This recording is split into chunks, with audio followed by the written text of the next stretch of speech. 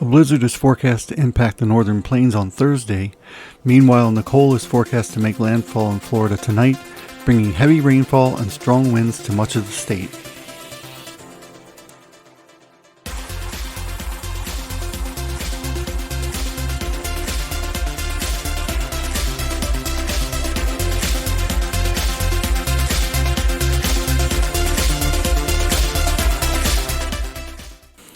We'll start off today by looking at the national overview. This is the HRRR model for the next 48 hours.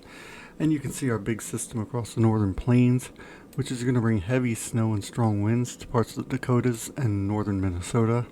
In fact, a blizzard warning has already been put into effect across portions of northern South Dakota and portions of southern North Dakota into central North Dakota. Across the southeast, we have our tropical system, which could become a hurricane later today before making landfall in Florida late tonight or early Thursday morning.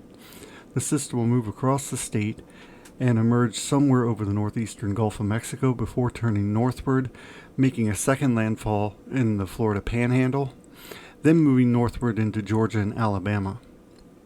Heavy rain associated with Nicole will spread well northward in advance of the system across portions of the Tennessee and Ohio Valley all the way into the eastern Great Lakes.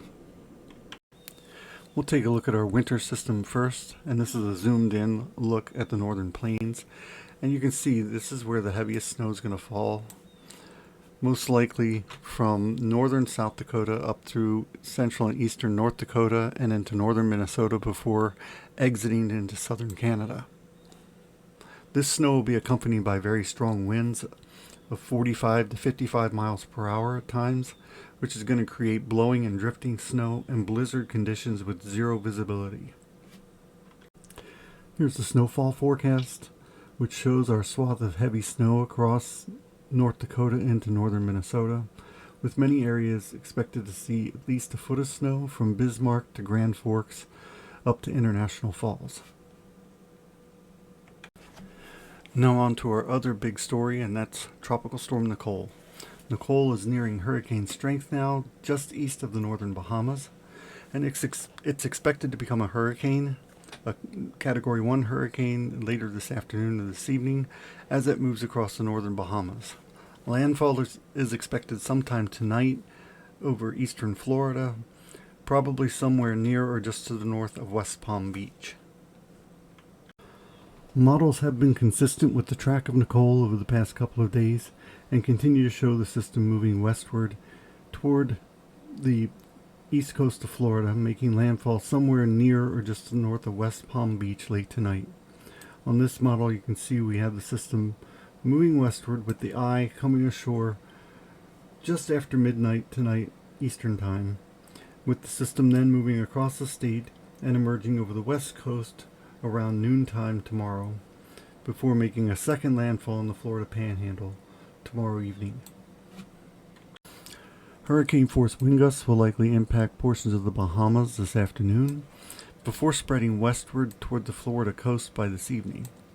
As the center of Nicole approaches the coast, strong easterly winds will begin pounding the coast from West Palm Beach northward toward the Space Coast and possibly all the way up toward Jacksonville. As the center of the system moves inland, the winds will diminish a little bit, but strong wind gusts are still expected across the central and northern portions of the peninsula overnight. As the system moves over the northwestern Gulf tomorrow, strong winds will spread across the northwestern portions of the state and out through the Panhandle. High storm surge values of 3 to 5 feet are expected north of where the center makes landfall, all the way into portions of North Florida and Georgia, with 2 to 4 feet expected all the way into South Carolina, as the broad wind field north of the center spreads across these coastal areas. On the west coast, storm surge values of 3 to 5 feet are possible in some of these bays and inlets on the northeastern Gulf of Mexico. Heavy rainfall amounts of 4 to 6 inches are possible across portions of eastern Florida, with a broad area of 2 to 4 inches expected across central Florida stretching northward into Georgia and the Carolinas. Heavy rainfall is expected to continue along the path of the system, into portions of the Ohio Valley and Mid-Atlantic, and even into the eastern Great Lakes. The excessive rainfall outlook shows a slight risk for flash flooding across portions of Florida, Georgia, and southern South Carolina, but also a slight risk for flash flooding across portions of the central Appalachians and into the Mid-Atlantic and eastern Great Lakes. As Nicole moves into western Florida, we'll have to monitor some of these outer bands for the potential for tornadoes, which is typical with landfalling tropical cyclones. As the system gains latitude and moves into Georgia and Alabama, it's likely to begin to transition to a non-tropical or extratropical system, and the axis of heavy rainfall will likely shift to the western side. And we could see an area of very heavy rainfall develop from Tennessee northward through Kentucky and into Ohio and possibly into the eastern Great Lakes. Meanwhile, on the eastern side of the system, there could be a severe weather threat from eastern Georgia through the Carolinas and up into Virginia and West Virginia on the eastern side of the remnant circulation. And in fact, this model has a pretty nasty squall line coming through Virginia late in the day on Friday. Nicole will quickly exit to the northeast, and much of the country will see a shift to below average temperatures as we head into next week.